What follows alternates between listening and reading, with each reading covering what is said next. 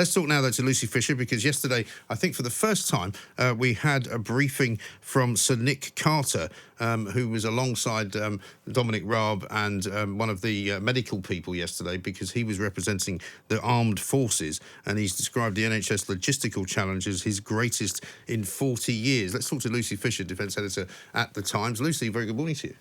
Good morning, Mike. He was a very sort of calming influence, I thought, on the whole event, wasn't he? He was very assured. He reminded me, you're probably too young to remember the Brigadier in Doctor Who, but he sort of reminded me of this kind of very avuncular but very authoritative character who was entirely in control of his brief. Yes, I've been very interested, actually, to see the response to him. I think you're absolutely right. He's a very authoritative, sober-minded chap. And sort of quite unusual to see someone in combat fatigue in that kind of political environment. And, of course, he reminded us as well that the army has been used in quite a few what you might regard as civil situations, like the flooding problems and the foot and mouth disease, and now suddenly the coronavirus outbreak as well. So the army, I suppose, in recent times is more used to dealing with national emergencies than it is sort of fighting foreign wars, really. I think that's absolutely right. And in a sense, I think it's been a bit of a shame that a lot of the personnel who have been working really hard around the clock haven't got terribly much recognition. That's not to take away from the fact that the military itself would be the first to say, indeed, as Sir Nick Carter did, that the NHS and social care workers are the real front line in this battle against coronavirus. But we have seen an extraordinary display of effort and adaptability by soldiers who've done an array of tasks, from delivering PPE to building these NHS Nightingale temporary hospitals. It has been a kind of fantastic national effort we've seen. Yes. I mean, I remember from all those years ago when I was in Bosnia with the Logistics Corps, how brilliant they are actually, building bridges physically, building roads, making, war zones actually places where you can go about your daily business without fear or favour. So they've been very useful, I think, in the building of the Nightingale hospitals as well. And we couldn't do without them, really. I think that's right. And I've been interested to pick up, grumblings and sort of quite heavy criticism from some quarters of the army that they haven't been allowed to do a bit more in the areas of logistics where they really are specialists. I think that's interesting to sort of see that external criticism of the way that the NHS, which is not perhaps used to dealing so holistically with such a huge scale operation and for this kind of duration of time. Yeah. But, I can understand people don't want, in a way, a military or militarised society, and it is, the MOD has to wait for other departments to ask for its help. But it's interesting that the army thinks they could be doing more.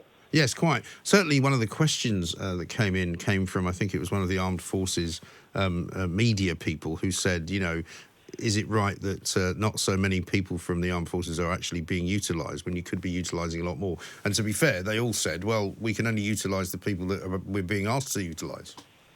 That's absolutely right. So the Army has put on standby 20,000 personnel for the new COVID support force. At present, fewer than 3,000 of those have been tasked.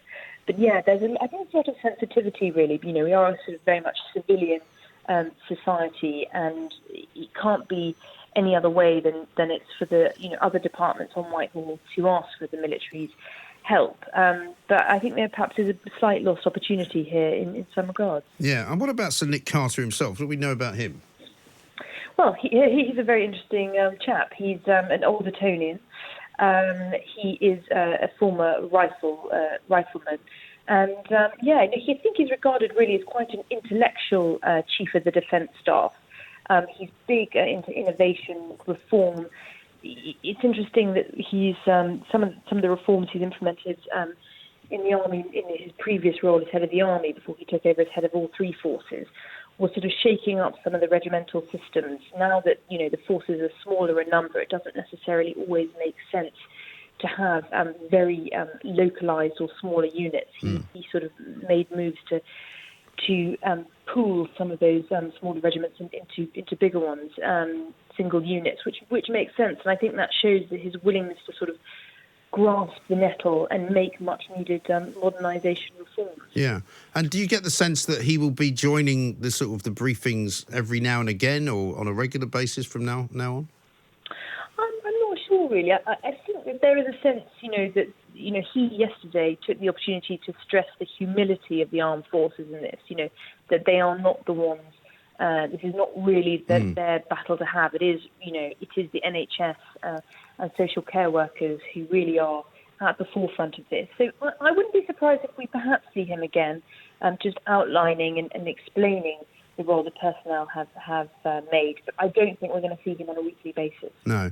And what's your sense of the way that things are going generally? Because we're hearing an awful lot about kind of plans being made for next month, very possibly, to lift parts of the lockdown if all goes well. I mean, I can understand the government's reticence in letting us know about that plan, but it seems to me that we've heard this morning that Taylor Wimpey are going to be unveiling some openings of construction sites again in early May, first week perhaps. We're seeing some food outlets opening up, albeit to serve food to NHS workers. But there's a sense, for me anyway, that there's a bit of a relaxation in the offing. I think that could be right. There's sort of early signs, it seems to me, of perhaps the curve going down. I think, in truth, the final decision on any formal lifting of part of lockdown hasn't been made and won't be made for another kind of fortnight yet, because they're doing it in 3-week tranches at the moment.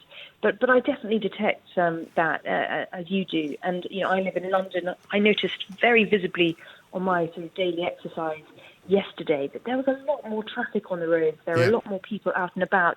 It certainly feels like people are beginning to want to kind of leave their house a bit more.